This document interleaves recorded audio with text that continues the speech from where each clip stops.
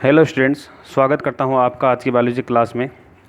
आज हम first unit के चौथे चैप्टर पादप जनन की विशिष्ट विधियों के बारे में अध्ययन करेंगे, जिसे हम इंग्लिश में special methods of plant reproduction भी कहते हैं। इससे पहले के चैप्टर्स में हमने पादपों में अलैंगिक जनन और लैंगिक जनन के बारे में अध्ययन किया था। तो आज हम पादप जनन की कुछ विशिष्ट विधियाँ, स्पेशल विधियाँ कौन सी होती हैं, उनके बारे में हम अध्ययन करेंगे। कई बार क्या होता है कि कुछ पादपों में ऐसी विधियां भी पाई जाती हैं जिनमें बिना निषेचन के नए पौधों का विकास होता है। ज़्यादातर तो क्या होता है कि निषेचन द्वारा पौधों का विकास होता है। हमने जैसे पिछले चैप्टर्स के अंदर अध्ययन किया था कि पहले युग्मकों का निर्माण होता है, फिर उनमें परागण होता है, परागण होकर निषेचन होता है, निषेचन होकर भ्रूण का परिवर्धन होता है। लेकिन कई बार क्या होता है कि कुछ पादपों में बिना निषेचन के नए पौधों का विकास होता है। इन विधियों को पौधों में जनन की विशिष्ट विधियां कहते हैं। ऐसी विधियां जो होती हैं वो पौधों में स्पेशल विधियां होती हैं। ये कुछ प्रकार की होती हैं, जैसे पहला है एपोमिक्सिस, जिसे हम बोलते हैं असंग जनन। ठीक है। कई बार क्या होता है, देखो कि सामान्य लैंगिक जनन का किसी भी विधि द्वारा, सामान्य लैंगिक जनन जो होता है, लैंगिक जनन में क्या होता है, युग्मकों का संलयन होता है, निषेचन होता है और फिर भ्रूण का परिवर्धन होता है। लेकिन सामान्य लैंगिक जनन का किसी भी विधि द्वारा प्रतिस्थापन जिसमें अर्धसूत्रण व निषेचन ना हो, जिसमें अर्धसूत्रण व निषेचन ना हो, उसे हम क्या कहते हैं, असंग जनन कहते हैं। उसे हम क्या कहते हैं, असंग जनन। ये दो प्रकार का होता है। पहला होता है बीजाणुद्भिद, पहला होता है बीजाणुद्भिद, जिसे हम इंग्लिश में क्या बोलते हैं, स्पोरोफाइटिक एपोमिक्सिस। इसमें क्या होता है, बीजाणुद्भिद। ठीक है। इस प्रकार के असंग जनन में भ्रूण का निर्माण बीजांड काय अथवा अध्यावरण की किसी भी द्विगुणित कोशिका से होता है। इसमें भ्रूण का निर्माण किससे हो जाता है, जो बीजांड का बीजांड काय है और अध्यावरण जो होते हैं उसकी किसी भी द्विगुणित कोशिका से हो जाए, तो ये एक स्पेशल विधि हो गई। इसे हम बोलते हैं बीजाणुद्भिद। दूसरा है युग्मकोद्भिद। इसमें क्या होता है, इस प्रकार के असंग जनन में भ्रूण का परिवर्तन अगुणित भ्रूण कोश की, अगुणित भ्रूण कोश की किसी कोशिका से होता है। ये दो प्रकार का होता है। ठीक है। युग्मकोद्भिद असंग क्या हो गया, असंग जनन में भ्रूण का परिवर्तन अगुणित भ्रूण कोश की किसी कोशिका से, कोई भी कोशिका होती है जो कोशिका अगुणित है, उस अगुणित कोशिका से, कोई भी हो सकती है। ठीक है। अंड कोशिका भी हो सकती है, सहायक कोशिका भी हो सकती है, प्रतिमुखी कोशिका भी हो सकती है, उससे होता है। ये दो प्रकार का। जब भ्रूण का निर्माण अनिषेचित अंड कोशिका से होता है तो ये क्रिया अनिषेक जनन कहलाती है। जब अंड कोशिका से होता है डायरेक्ट बिना निषेचन के, निषेचन ना हो, जब भ्रूण का निर्माण अनिषेचित, निषेचित होगी तब तो वो क्या हो गया, लैंगिक जनन हो गया। लेकिन अनिषेचित, निषेचित नहीं हुई है, अनिषेचित अंड कोशिका से होता है तो ये क्रिया अनिषेक जनन कहलाएगी, यानी कि पार्थेनोजेनेसिस कहलाती है। दूसरा, जब भ्रूण का निर्माण भ्रूण कोश की किसी अन्य अगुणित कोशिका जैसे प्रतिमुखी कोशिका से होता है तो ये क्रिया क्या कहलाएगी, अपयुग्मन, या इंग्लिश में बोलते हैं हम इसको एपोगेमी कहते हैं। इसी प्रकार आगे देखिए कि प्रोफेसर पंचानन माहेश्वरी ने क्या किया था कि असंग जनन को दो प्रमुख प्रकारों, अनावर्ती असंग जनन यानी कि नॉन रिकरेंट और पुनरावर्ती असंग जनन रिकरेंट में बांटा है। पहला अनावर्ती असंग जनन, इसमें क्या होता है, बहुत ही सिंपल है। इस प्रकार के असंग जनन में गुरु बीजाणु मात्र कोशिका में, गुरु बीजाणु मात्र कोशिका में सामान्य मियोसिस द्वारा, मियोसिस किसे कहते हैं, अर्धसूत्री विभाजन द्वारा एक अगुणित भ्रूणकोश का निर्माण होता है।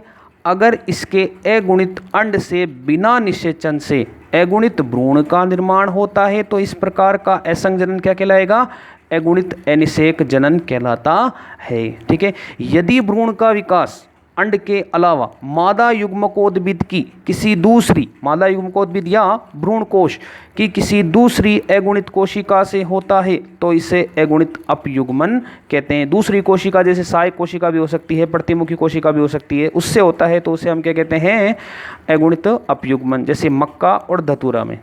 ठीक है। एग्जाम्पल इसमें दिए हुए हैं। दूसरा है पुनरावर्ती असंग जनन, इसे बोलते हैं हम अनावर्ती, और यह है पुनरावर्ती असंग जनन। इसमें क्या होता है कि मियोसिस द्वारा,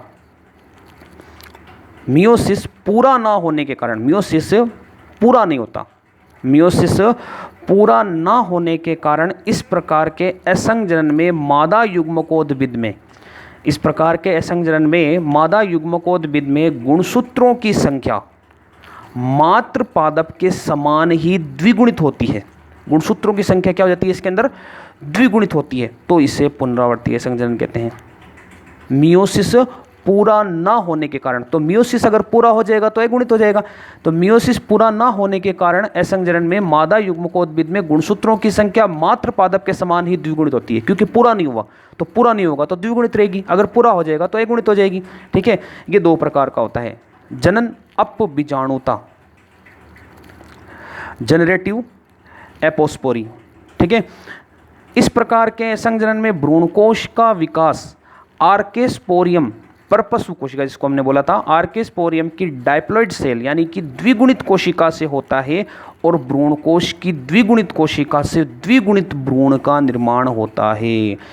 कौन सी कोशिका से? भ्रूणकोश की द्विगुणित कोशिका से। द्विगुणित कोशिका क्यों है? क्योंकि मियोसिस पूरा नहीं हुआ तो कोशिका द्विगुणित रह गई। ठीक है, तो द्विगुणित कोशिका से द्विगुणित भ्रूण का निर्माण होता है। तो भ्रूण तो द्विगुणित होता ही है, द्विगुणित क्योंकि युग्मनज बनता है, तो युग्मनज क्या होता है? अगुणित कोशिका थोड़ी होती है, युग्मनज जो होता है वो द्विगुणित, तो द्विगुणित भ्रूण का निर्माण होता है। इसी की दूसरी विधि है कायिक अपबीजाणुता यानी कि सोमेटिक एपोस्पोरी। इस प्रकार के असंजनन में बीजांडकाय एवं अध्यावरण की द्विगुणित कोशिका से द्विगुणित भ्रूणपोष एवं द्विगुणित भ्रूणकोश की कोशिका से द्विगुणित भ्रूण का विकास होता है। किससे होता है?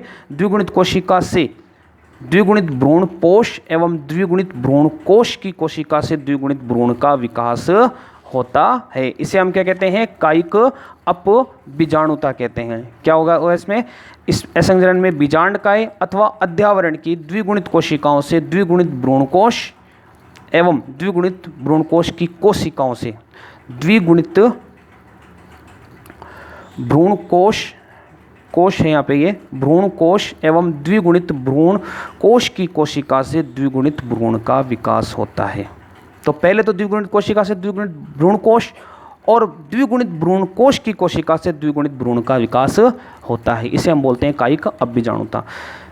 नेक्स्ट है अपस्थानिक भ्रूणता।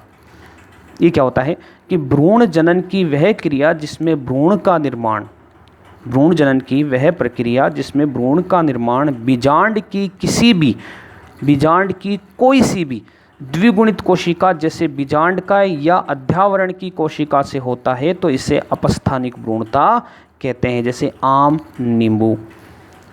नेक्स्ट है कायिक असंजनन। इस प्रकार के असंजनन में पादपों में पुष्पों के स्थान पर पत्र पर कलिकाएं निकलती हैं जो पादप पर रहते हुए ही अंकुरित हो जाती हैं, जैसे प्याज में होता है। इसे हम क्या बोलते हैं?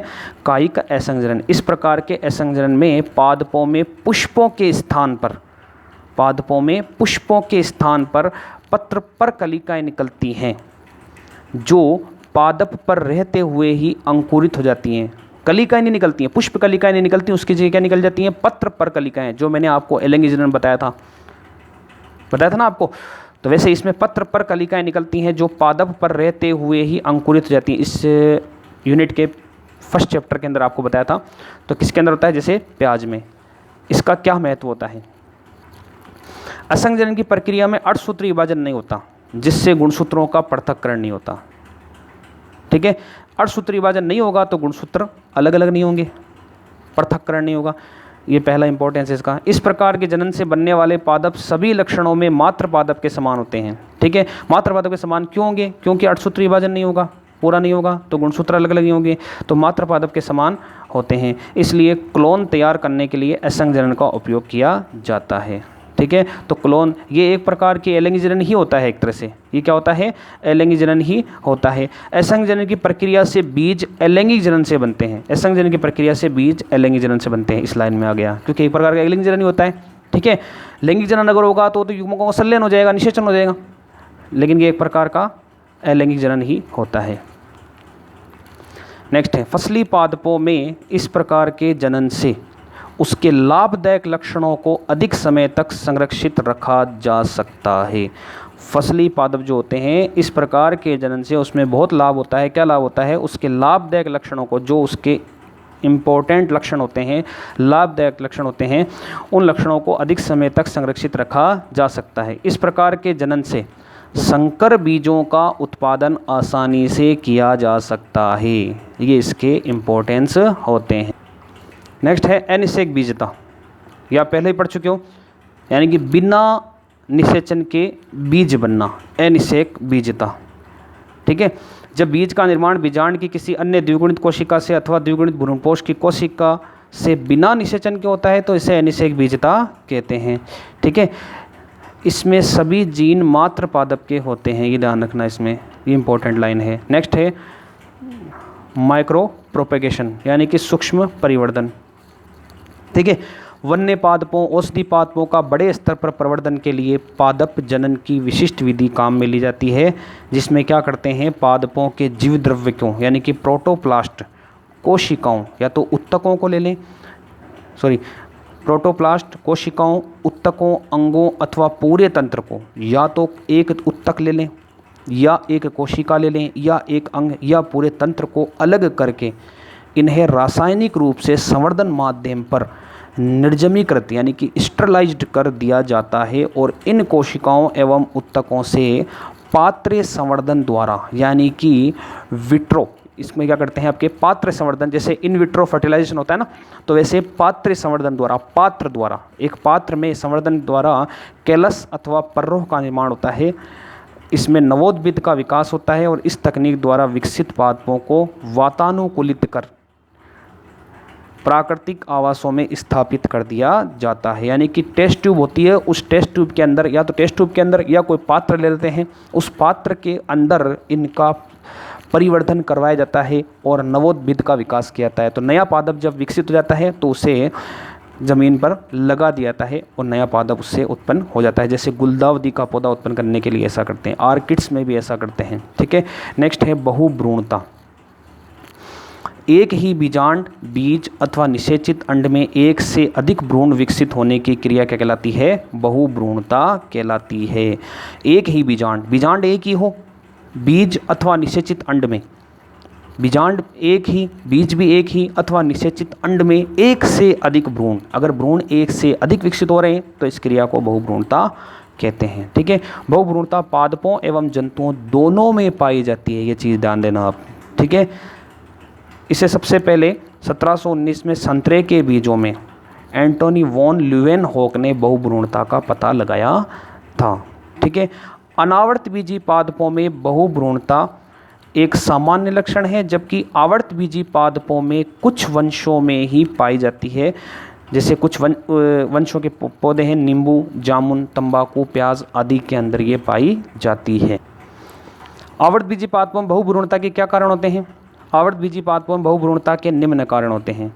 युग्मनज के विदलन से, ठीक है, या तो युग्मनज का विदलन हो जाए, इस प्रकार की बहुभ्रूणता में युग्मनज में विदलन होने से, जो युग्मनज है उसमें विदलन हो जाएगा तो दो कोशिकाएं बन जाएंगी और दोनों कोशिकाएं अलग अलग परिवर्तन करने लग जाएं तो अलग अलग भ्रूण उत्पन्न हो जाते हैं। युग्मनज में विदलन होने से बीज में एक से अधिक भ्रूण उत्पन्न हो जाते हैं।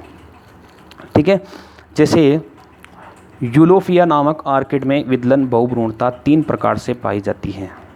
युग्मनज कोशिका में अनियमित विभाजनों द्वारा, युग्मनज कोशिका है उसमें अनियमित विभाजन हो गए, कोशिका में एक पिंड का निर्माण होता है जिसकी निभाग की तरफ स्थित कोशिका की वृद्धि में अनेक भ्रूणों का निर्माण होता है। युग्मनज से कलिकाएं निकलती हैं जिनसे भ्रूणों का निर्माण होता है। ठीक है, तंतु में भ्रूण नामक बहुभ्रूणता में युग्मनज शाखित हो जाता है जिसकी प्रत्येक शाखा से भ्रूण का निर्माण होता है। युग्मनज जो होता है वो शाखाओं में बढ़ जाता है और प्रत्येक शाखा से एक नया भ्रूण उत्पन्न हो जाता है। अंड कोशिका के अलावा भ्रूण कोश की अन्य कोशिका से भ्रूण का निर्माण, अंड कोशिका तो करती है, इसके अलावा अन्य कोशिका से भ्रूण का निर्माण हो जाए, जैसे सहायक कोशिका से हो जाए। इस बहुभ्रूणता में निषेचित अथवा अनिषेचित सहायक कोशिका से भ्रूण का निर्माण होता है। निषेचित एवं अनिषेचित सहायक कोशिका विकसित होने वाले भ्रूण द्विगुणित व अगुणित। ठीक है, तो द्विगुणित और अगुणित कैसे होंगे? क्योंकि सहायक कोशिका अगुणित है और निषेचित अंड कोशिका जो होती है वो द्विगुणित हो जाती है। ठीक है, निषेचित एवं अनिषेचित, तो अनिषेचित इसका मतलब क्या हो गई है? अगुणित, और निषेचित इसका मतलब ये द्विगुणित हो गई।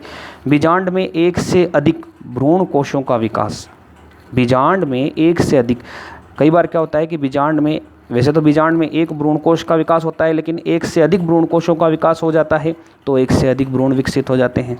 ठीक है, जैसे कैजुराइना मोंटाना में एक ही बीजांड में एक से अधिक भ्रूण कोश विकसित हो जाते हैं और प्रत्येक भ्रूण कोश में उपस्थित अंडकोशिका निषेचन द्वारा भ्रूण का निर्माण कर लेती है। कभी कभी बीजांड में उपस्थित बीजांडकाय द्वारा, कभी कभी क्या होता है बीजांड में उपस्थित बीजांडकाय द्वारा भी भ्रूण विकसित हो जाता है। अंड निषेचित अंड कोशिका से तो होता ही है, इसके अलावा बीजांड की अन्य कोशिका से भी विकसित हो जाता है। बीजांडकाय या अद्यावरण की कोशिका कभी कभी सक्रिय होकर भ्रूण का निर्माण करती है। इस प्रकार विकसित भ्रूण अपस्थानिक भ्रूण तथा इस क्रिया को अपस्थानिक बहुभ्रूणता भी कहते हैं। ठीक है, अंतिम है इसका इंपॉर्टेंस ऑफ,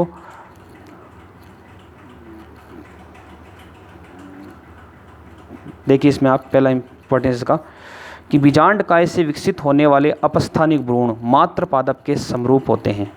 बीजांडकाय से विकसित होने वाले अपस्थानिक भ्रूण जो होते हैं वो मात्र पादप के समरूप होते हैं। दूसरा है बीजांडकाय से विकसित भ्रूणों से प्राप्त पादप ओज से भरपूर होते हैं, विग्योर से भरपूर होते हैं। तीसरा, बीजांडकाय से विकसित भ्रूण रोग रहित होते हैं, इनमें कोई रोग नहीं होता है, जैसे नींबू की किस्मों के बीजाणु रहित क्लोन बीजांडकाय से प्राप्त किए जाते हैं। और अंतिम है अगुणित भ्रूणों का कोशिका विज्ञान के क्षेत्र में महत्वपूर्ण उपयोग। ये आज आपके पहली यूनिट कंप्लीट हो गई है।